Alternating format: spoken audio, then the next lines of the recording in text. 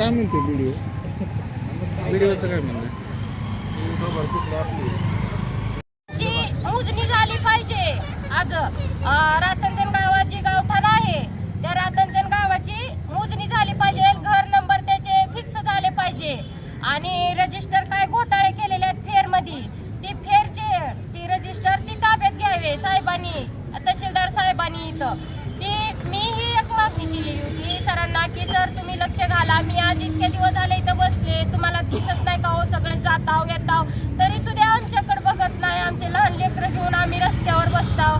मग आमच्याकडे लक्ष द्या हीच आमची मागणी आहे। आणि कोणताही गुन्हा दाखल 18 गुन्हा दाखल त्याच्यावर करावा, ती भ्रष्टाचारींवर। जर आज ज्याला घर नाही त्याला घर देत नाहीत आणि ज्याला घर आहे त्यांना गायरानात बांधायला ह्यांनी देतात आणि असला भ्रष्टाचार करतात, 1-1, 2-2, 3-3 एका घरात घरकुला देतात। आणि मला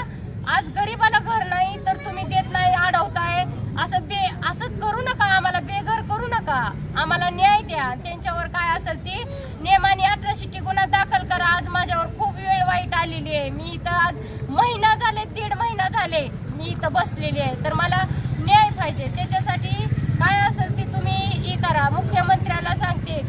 नरेंद्र मोदी साहेबांना बी हात जोडून सांगते, आज माझ्यावर ही वेळ आली, तुम्ही बघा, आमच्याकडे दुर्लक्ष करू नका साहेब। तुम्ही तर आज म्हणताय की आम्ही तुमच्यासाठी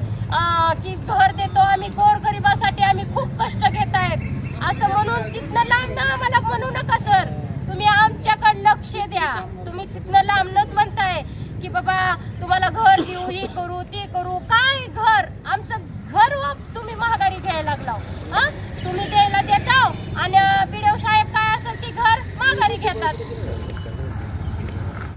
नको आंदोलन चालू आहे तहसील समोर भाकरे करून, तर काय सांगणार आहे तुम्ही आता? माझ्यावर ही वेळ आलेली आहे, तर मी महिना झाले इथं बसले, मला काही न्याय मिळाला नाही, माझं घरकुलाचे पैसे जे अडवले गेलेत त्याच्यासाठी मी इथं न्याय मागण्यासाठी तहसील कार्यालयाच्या समोर बसले, 1.5 महिना झालाय आता इथं आहे, तरी काय माझ्याकडे लक्ष देत नाहीत। ते घरकुलाचे पैसे माझे सोडा म्हणते, काय सोडले नाहीत त्यांनी, माझं घर जे आहे आता राहायचं ती बेघर झालेली आहे, मी माझी जागा सहित घर बी नाहीच म्हणायलेत आता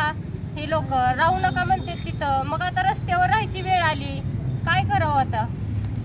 माझ्यावर खूप बेकार वेळ आलेली आहे ही, त्याच्यावर मी इथं दगडाची चूल मांडलेली आहे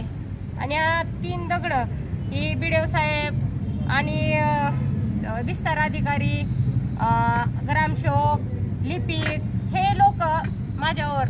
खूप अन्याय करतात, ह्यांच्याकडनं असं ही व्हायलंय, चुकीचं व्हायलंय सगळं, माझं घरकुलाचं पैसे अडवून आज मी रस्त्यावर इथं चूल मांडून खायला लागले, मी इथं लेकराला घेऊन माझ्यावर अन्याय झाल्यामुळं।